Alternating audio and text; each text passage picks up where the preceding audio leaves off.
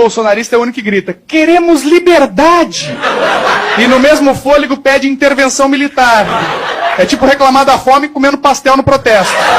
Tinha um cara lá no acampamento do quartel, 3 meses pedindo intervenção militar. Voltou pra casa e pediu demissão porque o chefe era petista. Agora vive de vender broche de bandeira.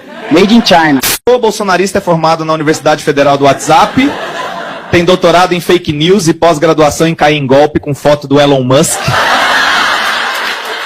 Bênção divina. O cara diz: Israel é o povo escolhido. Escolhido pra quê, irmão? Para testar míssil em criança palestina?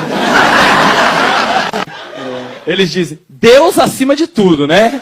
E no segundo seguinte, atira. É o único povo que acha que Jesus multiplicou munição em vez de pão. Você jura que o comunismo vai tomar o Brasil, né? Todo dia no Zap. Tá vindo aí, camarada, cuidado.